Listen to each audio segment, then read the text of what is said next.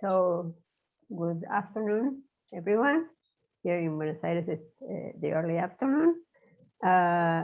It is my pleasure to introduce Christiane Rousseau. Christiane is a professor in the Maths and Statistics Department of Université de Montreal. She has been president of the Canadian Mathematical Society. She has also been vice president of the International Mathematical Union. And she works in a large variety of subjects, differential equations, dynamical systems, but also Lie algebras.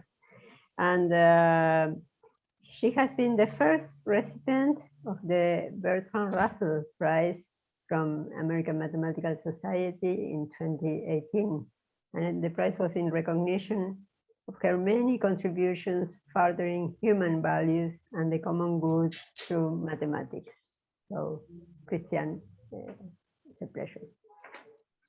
Okay, so I want to thank the program committee for nominating me as an invited speakers, and also the organizers of this Congress. I'm having a lot of pleasure attending the session and also several of the plenary and invited activities. Okay, so I will talk of my research. In fact, that's the direction of my research of the last 20 years before I was working in real dynamical systems. So what is the equivalence problem? Oops, okay, so structure of the talk. So I will explain what is the general problem. I will discuss an example, the saddle node, the link with a second example, the parabolic point, and then the classification theorem for the unfolding of the parabolic point and some perspective. So I have been working on this for the last 20 years. So here are my collaborators, Colin Christopher, Jacques Urtubise, Pavao Mardizé, Robert Roussari, Loïc Tessier, and also former students. And in fact, Martin Klim is now also a collaborator.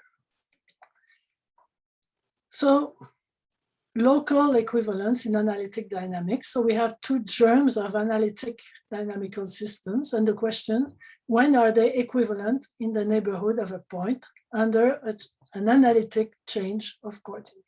So a simple question. So the answer, almost always if the point is regular, when, of course, standard hypotheses are satisfied, the two dynamical systems have the same type and dimension. So really the problem is interesting when the point is singular. So for instance, the point is an equilibrium point. And so the problem is interesting in this case, but what is very important in dynamical systems is that the singularity, these singular points, they organize the dynamics of the system. So it's very important to know, to understand this. Okay, so here is the question I have asked, but dynamical systems depend naturally on parameters. So it's natural to ask a more general question. So when are two germs of families of analytic dynamical systems? So families, I mean, depending on parameters, and I will always use finite number of parameters. When are they equivalent in the neighborhood of a singularity under an analytic change of coordinates? Sorry, and I should have added n parameter. So question one, my collaborators and I were really working on question 2, but I will talk also of question 1 because we'll see that in fact answers to question 2 sheds light on the former results that were obtained for question 1. So let's have some examples of singularities in analytic dynamics. So if we have a two-dimensional real analytic vector field, then some singular points, we could have a saddle, we could have a node, we could have a saddle node. So the point itself is an equilibrium, but if you have a trajectory starting in the neighborhood of the point, then if you go forward, you go like that. If you go backward, you go like that. So these are some examples we'll be discussing. And if we take discrete dynamical systems, so a parabolic fixed point of a diffeomorphism f from C to C, so it's a fixed point. Parabolic, that means that the multiplier is equal to 1 here. So if you look to the equation f of z minus z, you see that the fixed point is a double fixed point. So this will be the examples. So one way to solve the equivalence problem is the use of normal form. This is what you do in linear algebra. Two matrices are similar if they have the same Jordan normal form. So for instance, if there exists an analytic change of coordinates to a unique or almost unique normal form. So there are two steps. We look for formal change of coordinates to the normal form, and then we study the convergence of the normalizing change of coordinates. And very often what occurs in analytic dynamics is that when we have a unique normal form, the change of coordinates to the normal form diverges. So really the question I am interested in is why? So why do we have a divergent change of coordinate to the normal form? So what does it mean that the change of coordinate is divergent? It means that we have many different equivalence classes for a given normal form. If we were having convergence, we will have one equivalence class. We have divergence, we have room for several, in fact, many different equivalence classes. So it means that the geometry of the system is not the same as that of the normal form. And then the question, so if we want to answer why, is we want to describe this geometry, and in fact to describe how this geometry is different from that of the normal form. So here's the spirit of the things I will discuss. So if we look to the parabolic point, as I told you, it's the double fixed point of a diffeomorphism. So you have a fixed point. Here, these lines are artificial lines, but it explains how is the dynamic. You take a point z, and then f of z, you have an underlying vector field. You go along the field line for a time 1. It's a double fixed point. So if we put it in a family, we will have two simple fixed points. And then fixed point, each of these fixed points, it has its rigid dynamics. And then the global dynamics. So if you split your two fixed points, your double fixed point into two simple fixed points, around each simple fixed point, you have a rigid dynamics. And then the global dynamics, you have to glue together these two local dynamics. And there are many ways to glue together these local dynamics. And this is why we have much richer geometry than the only way we glue in the normal form. So that's the general spirit of what I will explain. So let's come back to my 3 examples, but in fact, the one that I want to discuss is the saddle node. So the saddle node here is the first portrait. If you look on the left, it looks like a saddle. And if you look on the right, it looks like a node. So in fact, it is a coalescence of a saddle and a node. Now a saddle, if you look, I have 2 special invariant manifolds here. So there is a theorem saying that we have 2 analytic invariant manifolds. And a node, well, we can ask the same question. So a node has 2 analytic manifolds, so this one and this one, if the ratio of eigenvalues is not an integer or the inverse of an integer. Otherwise, generically, it has at least 1 invariant manifold in the direction tangent to the largest eigenvalue.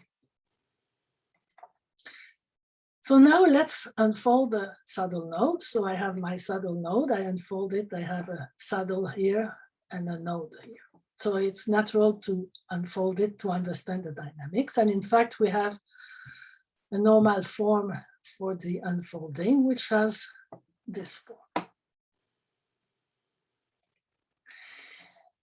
So the center manifold, when we learn real vector fields, we have a theorem saying that generically a saddle node has no analytic center manifold. The center manifold would be a manifold like that, which is invariant if you take initial conditions. You always have a center manifold, but generically it's only C infinity. And now we want to understand what happens in the unfolding. Well, in the unfolding, we have here an invariant manifold for the saddle, which is analytic. We may have an invariant manifold for the node. And that means that if there is one, we may have one, we may not have one, it depends on the ratio. That means that maybe they don't match here. So in fact, to understand what we do, instead of looking at the real vector field, we are analytic, so it's natural. What's true for real things, we have to consider complex values of x and y.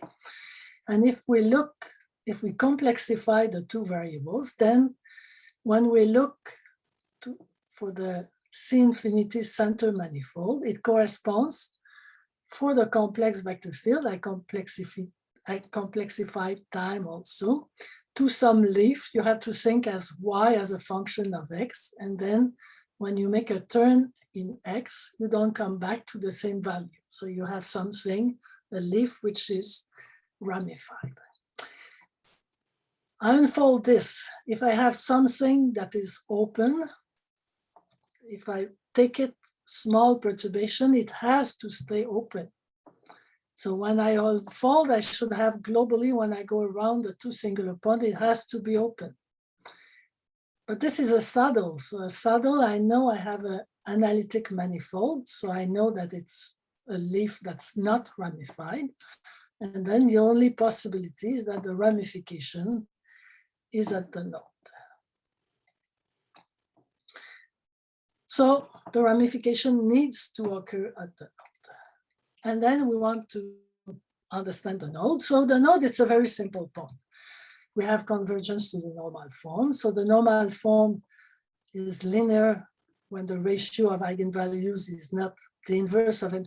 I have put the inverse of an integer. It would be also an integer, but I'm perturbing a situation where I have a large eigenvalue and a zero eigenvalue. So I'm in the case where lambda is small. If we have the linear system, so what are the solutions, the leaves? Because I have x and y complex. They are given by y equals c x to the power 1 over lambda. And if lambda is not the inverse of an integer, 1 over lambda is not an integer. So that means these functions, c x to the power 1 over lambda, they are all ramified functions when one turn around x equals 0. And then we have one special leaf, which is x equals 0. So we have only two solutions that are not ramified. So y equals 0 here, and x equals 0. So the conclusion that I had announced, the mismatch of the special leaves. So when we unfold a system with no analytic center manifold, then the analytic separatrices of the two singular points, they do not match.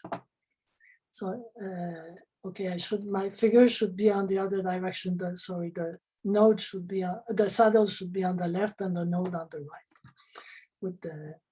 So we have the analytic manifold of the saddle. Well, it doesn't match with the analytic manifold of the node. If you think, that's very normal. It's the generic situation. Take two objects. Why should they match? In general, they don't match. You have two local surfaces and then you extend them.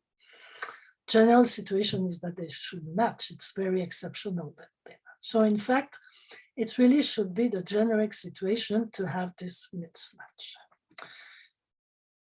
Now, let's take the particular case where the ratio of eigenvalue is the inverse of an integer here.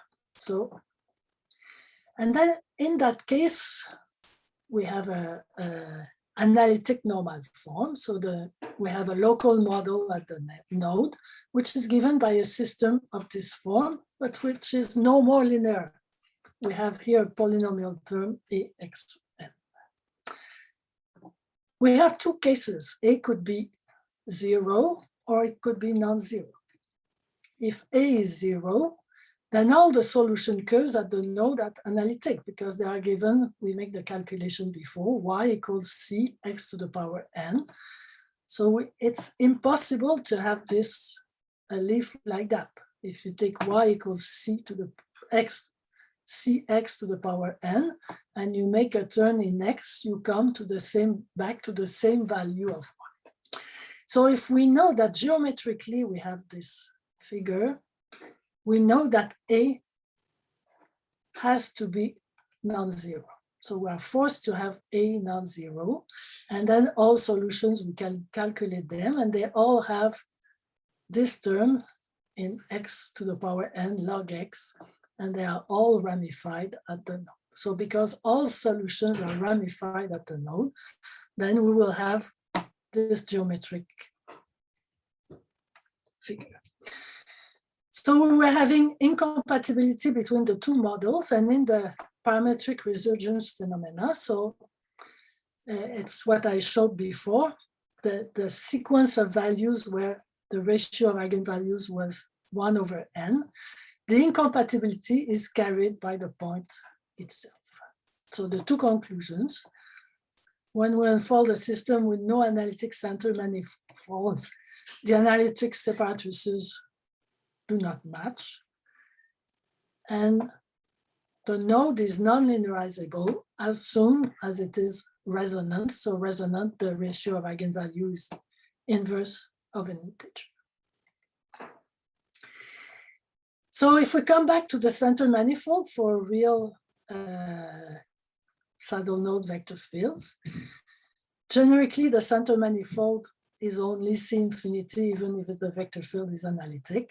And in order to understand why, we have complexified the system and we have unfolded the system. And when we have done that, we really understand that there are some geometric obstructions, and this we couldn't see in the real vector field. But when we go to the complex domain and we unfold, everything seems natural, and it should be the generic situation that the center manifold is not analytic.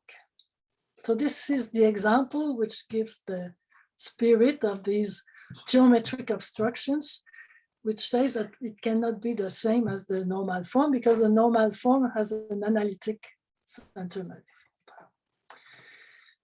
So a second example, the parabolic point. So it was studied several decades ago by Abel. So as I told, it's a double fixed point of a germ of analytic diffeomorphism. The normal form, so it's the time one map of a vector field here. So the flow lines of the vector fields are approximately this. And then if I take some z, f of z, I follow the flow line for some time 1. And then this is an equilibrium. So if I have z here, f of z, and the points accumulate. The change of coordinate to the normal form is divergent. In fact, it is one summable, but I will not discuss this particular property. We want to describe the geometry of the system. So describe the geometry, we will describe the orbit space. So if I take a point, its orbit, it's the set of its iterates. So I can go forward with f and I can go backward. And this set, it could be for all n in z, but it could be that an orbit gets out of my neighborhood. So this is the orbit. And then the orbit space, so we have a neighborhood here, and we want to quotient this neighborhood by the action of f. So we want to have one representative for each orbit. So we can take a curve here, transversal to the flow line. We take its image by F. And then because we make a quotient, so we will identify each point with its image. If I remove this, so I can show that conformally this space is conformally the same as the sphere minus 2 points. The 2 points corresponds to removing the points here. So I have many orbits that I have just catch into this object, this sphere. But if I take a point here, its orbit, I go like that. And if I go backwards, I go outside. So this orbit does not cross this domain. So I have missed some orbits. So to catch the remaining orbits, I do the same. I take one curve and its image, and I identify the two curves. I remove the point, and that gives me a second sphere. So each point of the sphere represents one orbit, same with this sphere, but now there are points here that are their orbit are represented in the two spheres. So I need to identify a neighborhood of the top point, which I call infinity. And same below, if I take a point here, its orbit is also represented here. So we need to identify here. So this is the orbit space we have. So what is it? It is the quotient of the two spheres with the neighborhoods of infinity identified through a germ. So it's an analytic germ of diffeomorphism psi infinity. Neighborhood of 0 identified through a germ of analytic diffeomorphisms at 0.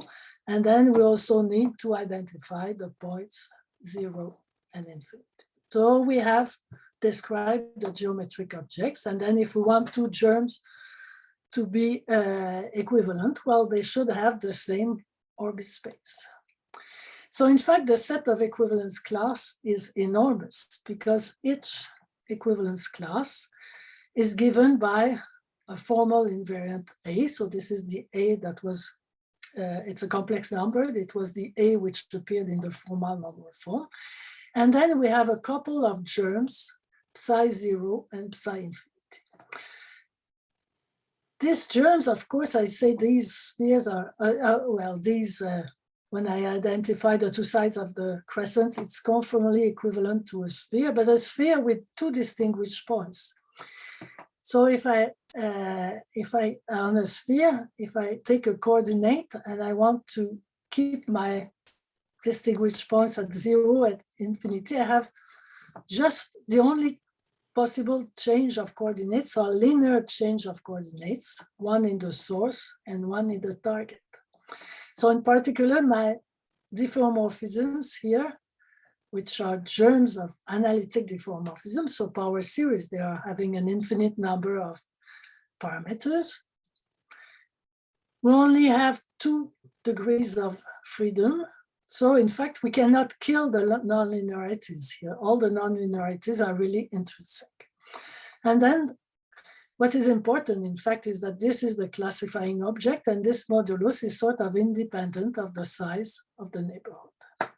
In fact, when does the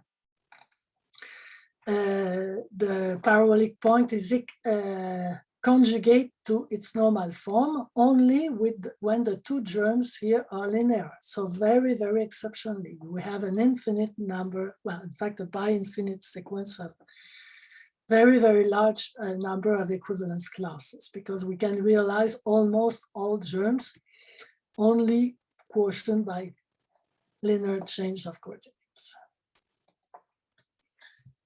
Okay, so I want to make the connection between the saddle node and the parabolic point, but I was asked to ask for questions. So in fact, it's a good time if people have some questions. But in fact, feel free to ask questions at any time during the talk. That makes it more lively. So. Okay, no questions. Well, if it comes in 1 minute, you just interrupt me. Okay, so as I announced, I will make the connection between my two examples, the saddle node vector fields and the parabolic point diffeomorphism. So coming back to the saddle node, well, it's a double point, so we want to unfold it.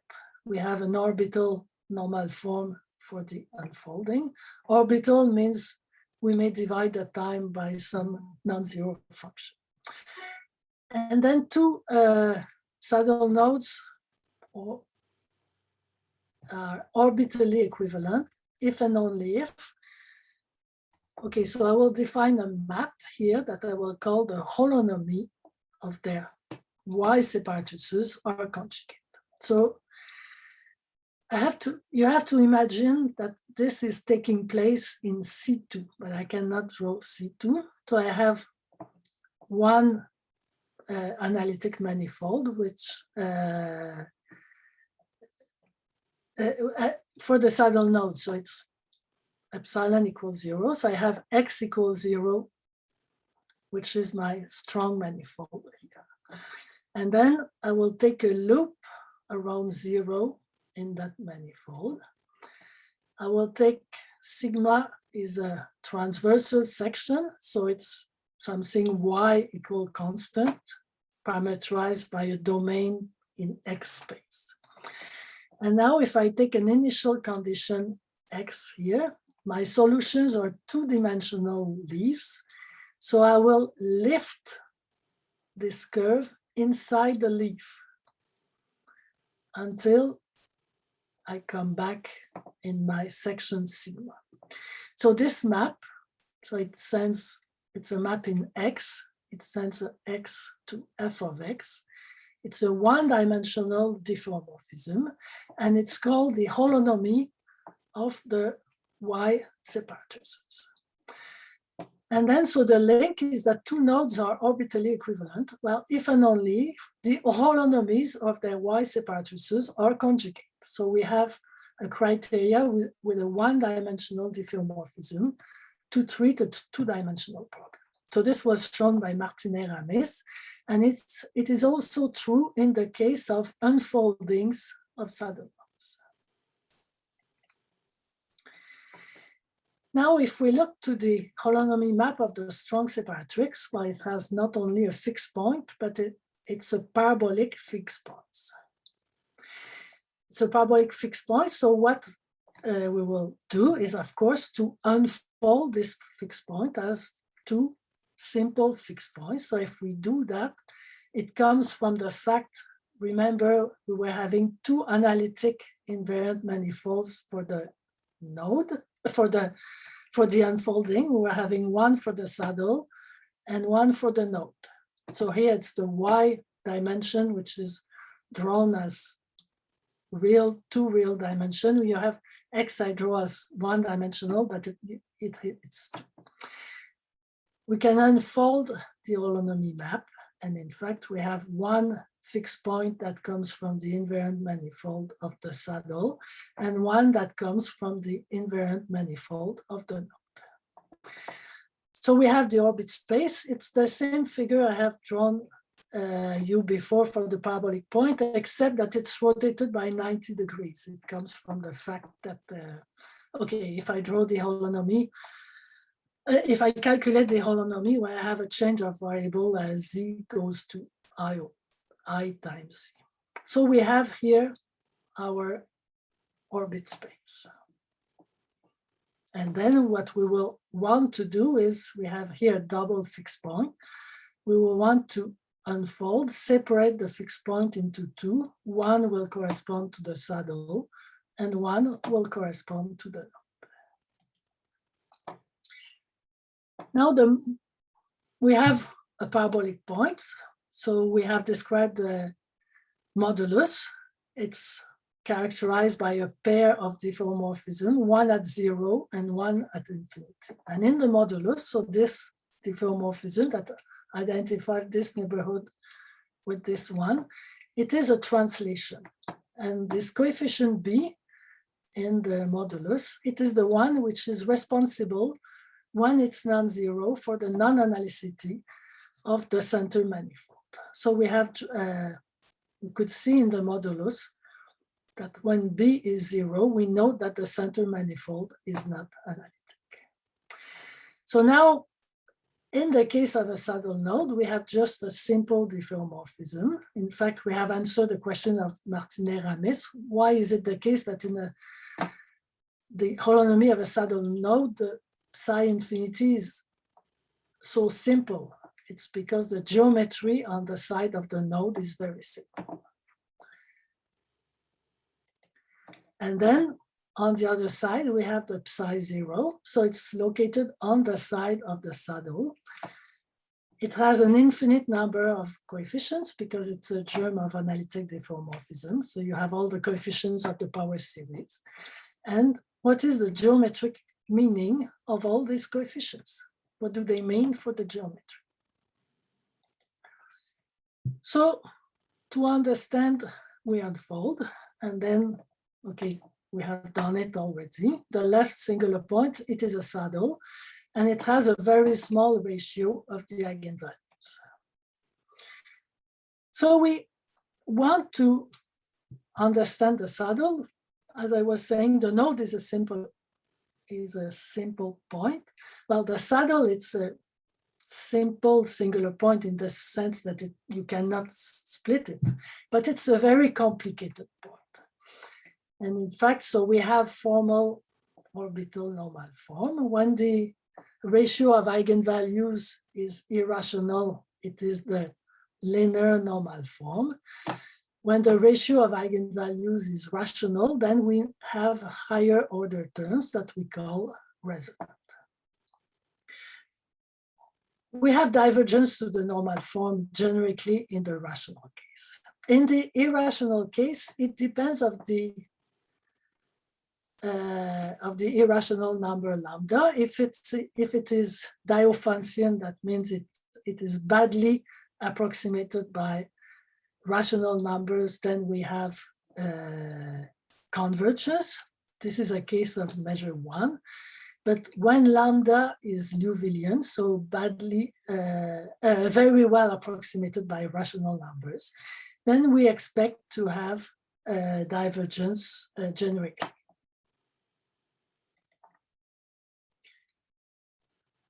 For a saddle, we have the same theorem as for the saddle node. So two families of vector fields with a saddle point and same ratio of eigenvalues are orbitally equivalent if and only if. So we can define the holonomy of their Y separatrices the same way as we did before for the saddle node.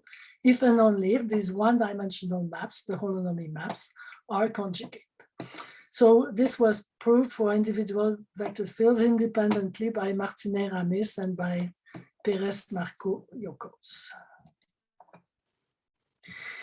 So the holonomy part of the holonomy map of a saddle, if the linear part is given here, then we can calculate it, and then it starts with the linear term of the form exponential minus 2 pi I lambda. What is important is that when lambda is a rational number, then the multiplier here is a root of unity. So we say that this term of diffeomorphism is resonant, and it's an object which is interesting in itself. So it's another example of, so if we have a germ of analytic diffeomorphism, which in good coordinates, so I have a root of unity, we can get rid by change of coordinate of the terms of to the terms of degree kq plus 1. If I take the generic case k equals 1, and then the dynamics, so here is a case for, it is the case for q equal 3 and p equal 1. So I have a flower with 2q petals, and then if I take z here, and if I take f, sorry, that should be a small f. The third iterate of f will be following this line for time 1. The first iterate, it looks like following for time 1/3 and then applying a rotation of an angle 2 pi over 3. And then same, go along, and then rotation, you go along, and then rotation. So this is the normal form. So that's what you see topologically.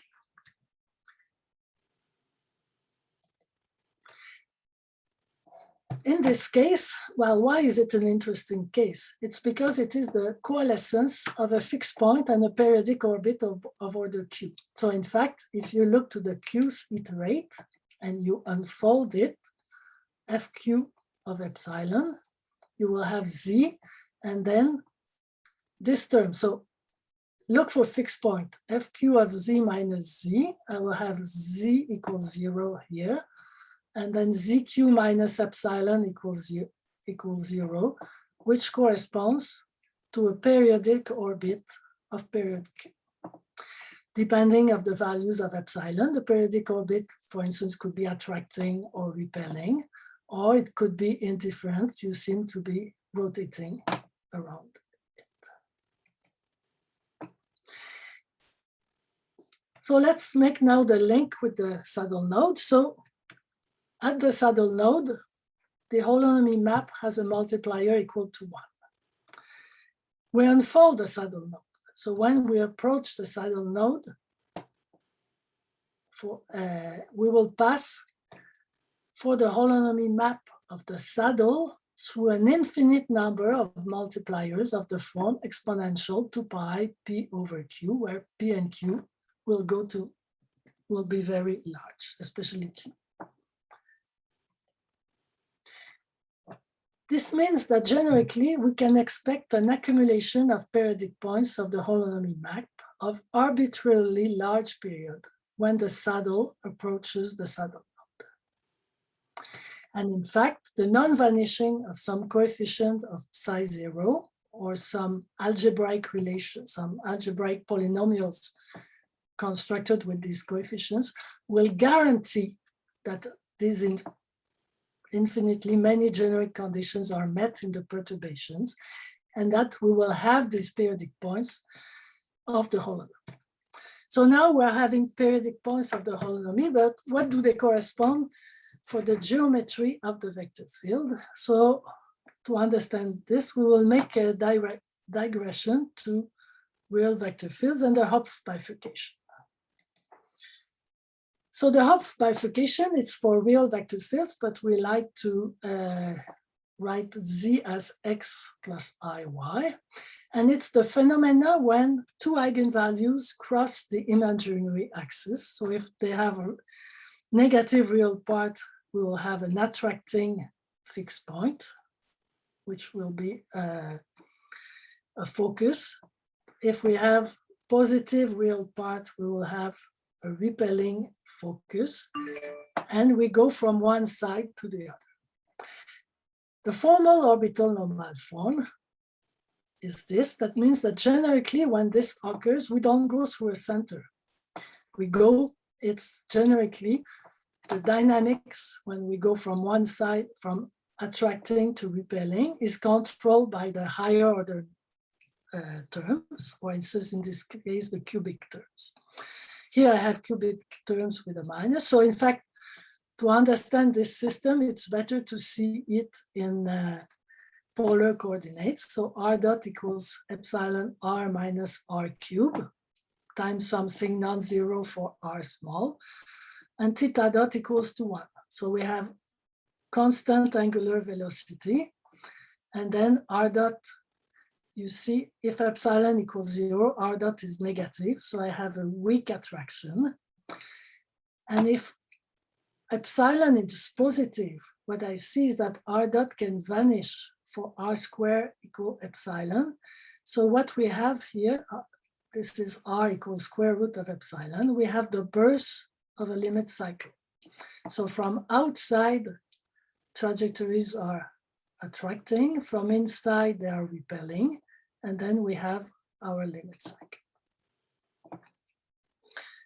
So what we have generically when a pair of eigenvalues cross the imaginary axis for a real vector field, we have the birth of a limit cycle.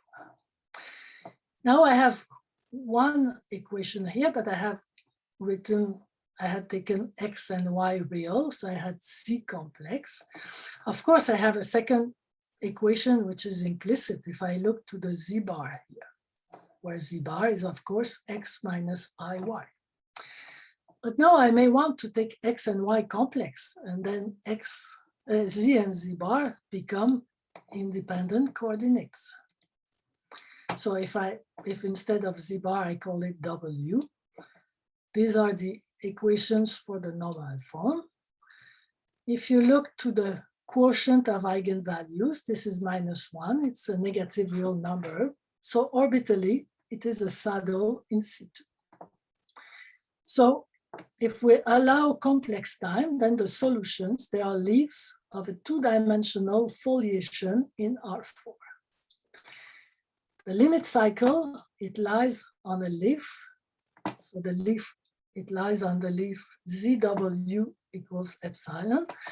And it's a special leaf. It's a leaf which has a non-trivial homology. So among all leaves, we have one which has a non-trivial homology.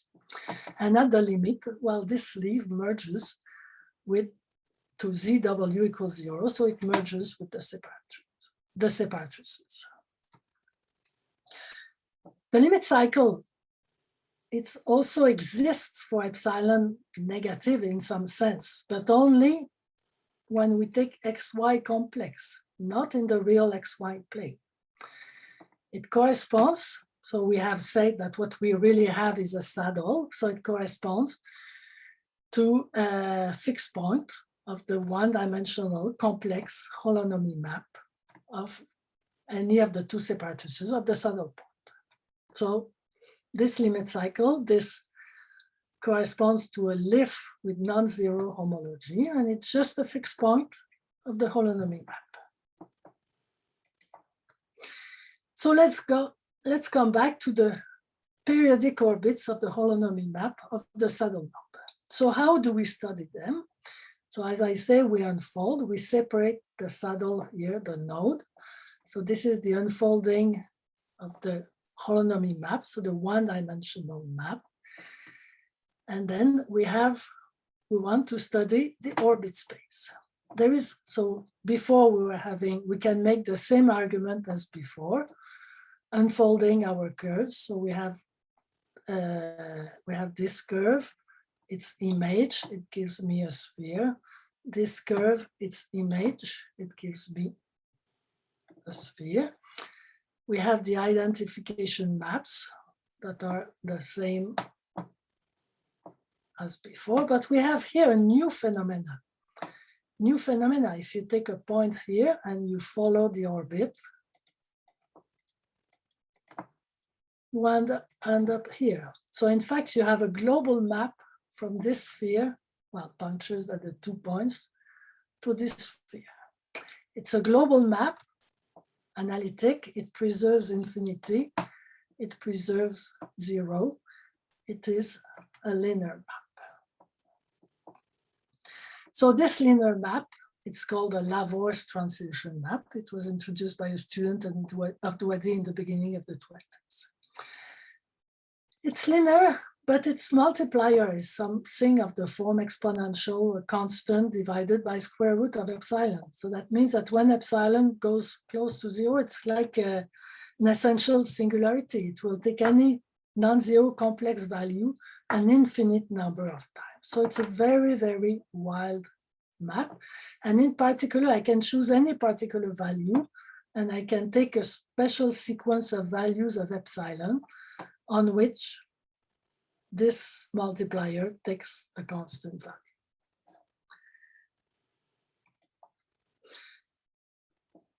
So now let's look to 0, my point 0 here, and let's look to the geometry. If I start here, I can go here, and then I can follow the Lavaurs map.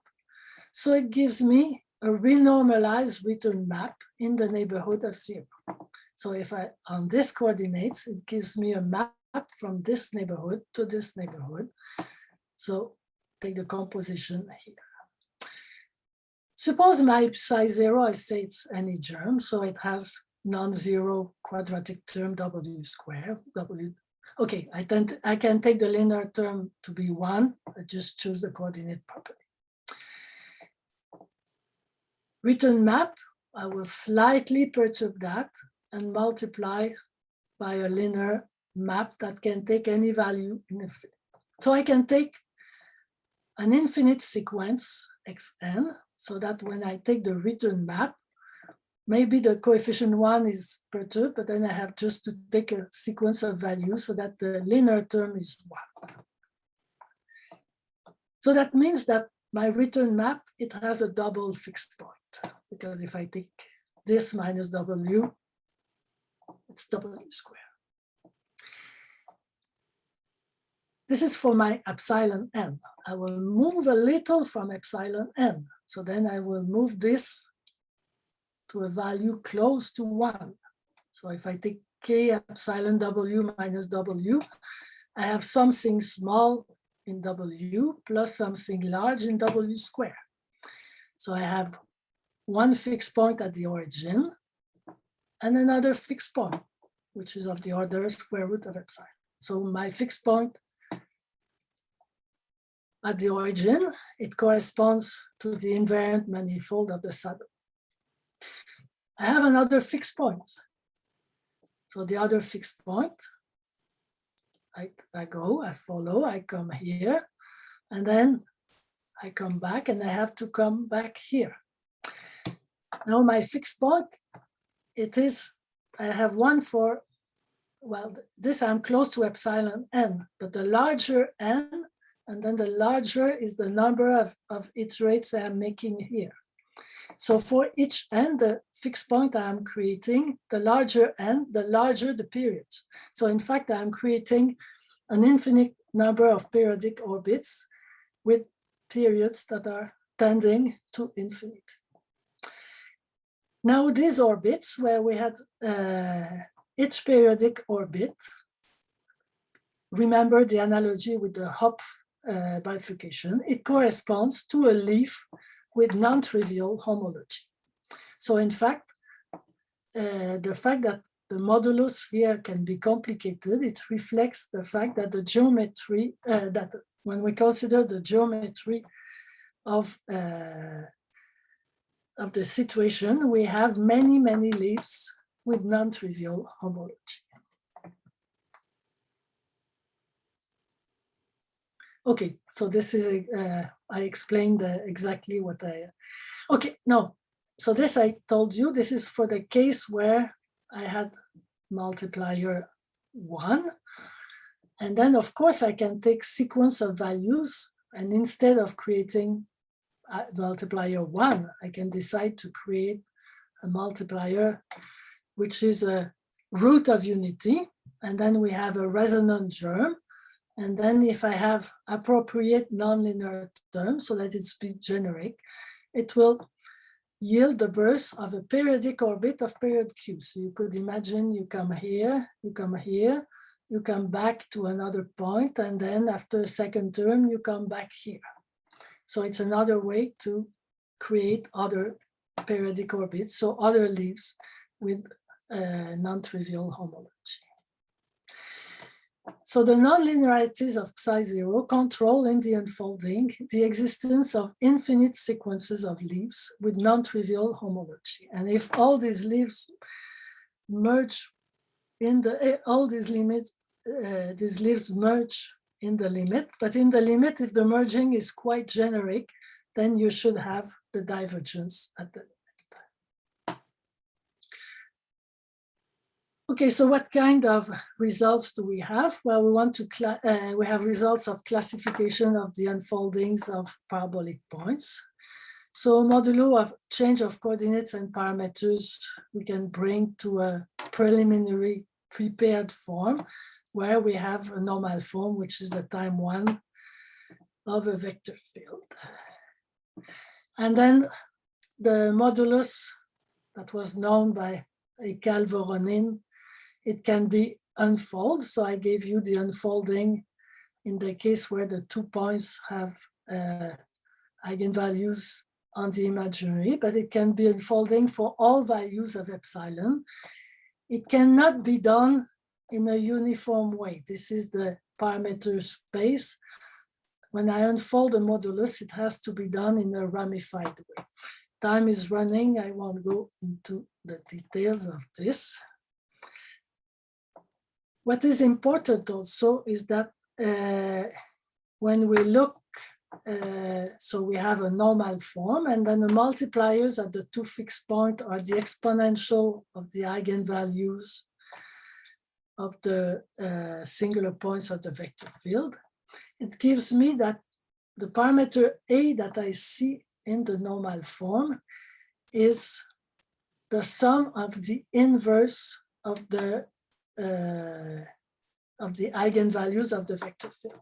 So it is a measure of the shift between the two multipliers. The two multipliers converge to one, but one is not exactly the inverse of the other. There is a shift, and this shift, because if you want to be in a completely general situation, you should have two independent parameters to control your two multipliers. And this is why you have this extra formal invariant. It gives you all the freedom you have to be in a completely generic situation. Another important thing is that the inverse of the parameter is the square of the difference of the inverse of the eigenvalues here of the vector field. So the logs of the eigenvalues of the multipliers. So that means what is important is that the parameter, it's an analytic invariant. So usually when you want to show that two families are equivalent, you have to find, you take a parameter value in the first family and you have to choose the parameter value for corresponding in the second family. This choosing the parameter value is a difficult thing, but when your parameter is an analytic invariant, when you have, if you take this parameter as your parameter, modulo a change of parameter, you have the identity in the change of parameters. So that's a common feature of all these problems. So the theorem, two families are analytically equivalent when they have the same canonical parameter, if and only if they have the same moduli, so same normal form, same formal parameter. And then the germs of diffeomorphisms, they are the same, well, modulo the freedom we have, which is the choice of linear coordinates on the two spheres. I won't go into the details. In this case, we could identify the realized moduli. This has been done. It's a work published in International Mathematics Research Note with Colin Christopher in 2014. So the phenomena described above are quite general. They can be met as soon as two equilibria or special objects. So special objects, I gave you the example of a limit cycle or a leaf with non-trivial homology, merge together. So we see this in resonance saddles for complex vector fields. And we see it also, so we have been studying with my student in her thesis with irregular non-resonant singular points of linear differential systems. So this is where you have the Stokes phenomenon. So this is the codimension 1 case, two equilibria coming together, and then generalizations exist to the codimension K case where K plus 1 special objects merge together. So I'm one of these person who had never heard of a divergence series when I was at school. I first heard in 1981. I took Borel books, Leçon on divergence series. And then he gives he explains that divergence series sort of disappeared from the curriculum and from the important things with the work of Cauchy and Abel. And he gives a partial citation of Abel. And I went to see the complete citation of Abel. So let me share it with you. The context. It's because of Abel and Cauchy that divergence series have sort of disappeared. Divergent series are in general something terrible, and it's a shame to base any proof on them. We can prove anything by using them, and they have caused so much misery and created so many paradoxes. Finally, my eyes were suddenly opened, since, with the exception of the simplest cases, for instance, a geometric series, we hardly find in mathematics any infinite series whose sum may be determined in a rigorous fashion. So he says, when you solve real problems in mathematics, you find divergent series, which means the most essential part of mathematics has no foundation. For the most part, it is true that the results are correct, which is very strange. I'm working to find out why, a very interesting problem. I could say since Borel and all the work in the 20th century, we really know how to justify completely rigorously the use of divergent series, but they still remain, I could say, very, very marginal in mathematics. And Abel had said the most essential part of mathematics has no foundation. Oh, sorry. So, thank you. Thank you. Thank you, Christiane. And if you have any questions, please feel free to unmute yourself.